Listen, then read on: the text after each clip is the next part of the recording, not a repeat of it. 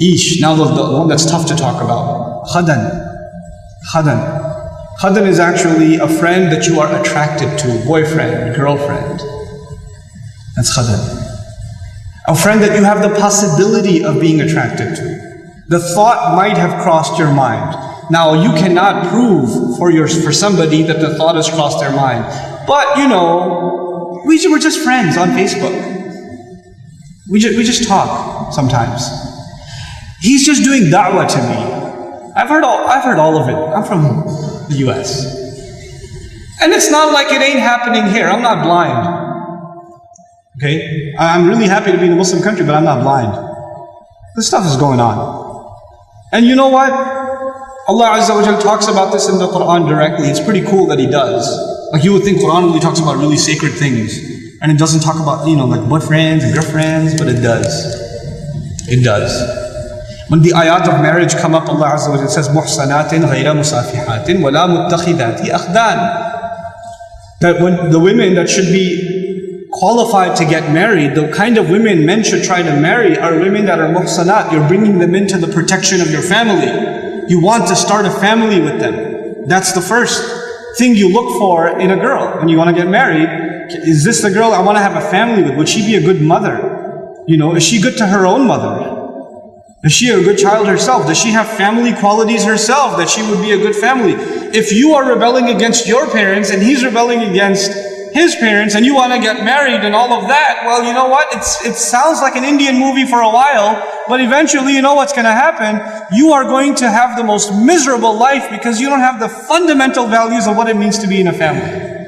What it means to be in a family. What it means to have loyalty to people that have raised you, that have taken care of you. You have this fluffy, stupid idea of what love means. First of all, stop watching Indian movies, for God's sake. Stop. Please. How many times can you watch people running around a tree? Enough. And it's gotten filthier and filthier and filthier. My God. I went to a restaurant not too long ago with my children in Seattle. Halal restaurant. We looked it up and it was a halal restaurant. So we went. And they're just, halal restaurant, for their entertainment, they got like Bollywood on. I literally had to turn my children around and myself turn around and, because it's so filthy. It's so disgusting. Like, how can that play in your homes? How can you have mothers and daughters and sisters and wives in your homes and have that in your home? That's disgusting. Stop it. It's not acceptable by any stretch of the imagination.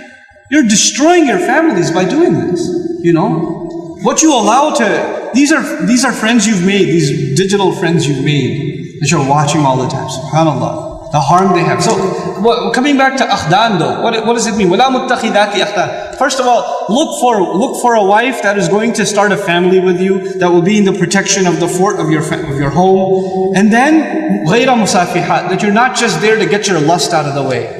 You don't just think she's cute and that's it. I want to marry her, she's so beautiful. I can't stop thinking about her. You don't know how many of those emails I get. Oh my God, I have so much fun reading them too. Brother, there's this sister, I was giving her da'wah, I want to marry her. No, you weren't giving her da'wah to Islam, first of all. That was a different kind of da'wah you were doing, my friend. And let's be real. And then you want to marry her. Have you talked to your parents? No. They would kill me. Have you talked to her parents? No, astaghfirullah. I was like, then go to the store and buy yourself a baby bottle and suck on it. You're a baby, you can't talk to your parents, can't talk to her parents, then you're not a man. When you become a man, call me back. Until then, sit in a corner and cry. Come on. These relationships that you think are so awesome. And you know why and I'll fill you in a little. I'll fill you in, especially the teenagers in the audience. And the young people in the audience who kind of just recently shot an email and somebody emailed them back and a little Facebook thing happened and a little wink and a little hee there in the playground, even though it's a separate school. But in recess you saw each other like hee and hee. Like a little bit of that happened. Let me just fill you in a little. All of this is a product of low self-esteem. You think you're ugly. So if a guy thinks you're cute, you're like, really? I'm beautiful? You know, you have low self-esteem. You think nobody's going to like you, nobody's going to want to marry you, and all of that stuff. And on the other hand, the guy, like, you know, we don't have good friendships and good relationships, so we're looking for something. And most of the guys, I don't have to tell you what's going on in your head. You and I have ijma' on this issue. The things that go on in our head. There's no reason for me to explain all of that to you, you know. But, you know, just because you have raging hormones and you're like daydreaming about girls and things like that, it doesn't mean that you're in love. It just means that you haven't controlled your temptations yet. And you're ruining somebody's life. You're ruining an entire family. Do you realize what you're doing? And you call it love? You tell me if she was like 50 pounds fatter, you still be in love? Because she's the same person, same ruh inside her jasad, right? If she was a burn victim or something, if her hand burnt off, or her ear was missing, you still be in love? Or you find somebody else to love all of a sudden? And if you can't answer that question honestly, then come on, you're not in love, you're just hormonal. That's all you are, you know? This is what we've done to relationships that are supposed to be beautiful. Marriage is supposed to be a beautiful relationship. It's supposed to be a lifelong relationship. But because you're watching all of these models on TV and stupid, like, you know, women that are just throwing themselves at men and all this stuff, and you've developed this delusional concept of what it means to have love in your life. Delusional concept. Our deen came to free the world from this nonsense. To free it. Because we have a more mature understanding of what it means to have love in your life. You know, to have, I'm not saying you shouldn't marry someone you like, you should. You should be attracted to your future spouse. All of those things are fine. But there's a decency that you have to exhibit before that. You know? And if you're okay with talking to a girl like that, you should be okay with somebody talking to your sister. You're okay with that too? Not if you have any ounce of decency left inside you. If you do, then, you know, this is how we have to end these things. And now if you've been in that kind of relationship, or you're in one of those relationships right now, nobody knows. Only Allah knows and you know. Don't raise your hand, please. Right? But I'm saying, you're like, oh, after today's lecture, I have decided I no longer want to be your friend. You know, don't even write that, because even then you're looking for a response. You're kidding yourself. And then you're checking, did she write back? Yes, we should no longer be friends. And then you'll write back, you're right, we really shouldn't be friends anymore. And then she'll write back, yeah, never again. And then you're still doing it.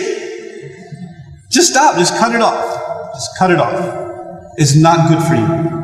And guys, I've done a whole series on shame, so I won't repeat the whole thing because it took hours and hours and hours, but I will tell you this.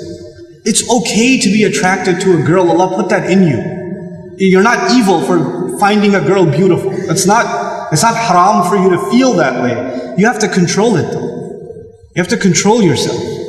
Our deen teaches us self-control. And if you cannot exhibit self-control in one aspect of your life, you'll lose self-control in other aspects of your life. Same thing for you. Same thing for you. Control yourself. Control your giggle. Control your overly friendly demeanor in certain situations. Don't be oblivious to, don't say we're just friends, or he's like a brother to me. If he ain't your brother, he ain't your brother. That's it. That's it. Either he's your brother, you share a mom, or he's not. And that's the end of it. We're like friends, we're just friends. There's no such thing. Every time I talk about dumb Muslims, I get a list. We're just friends. Like that. It's a thing. Okay, moving along.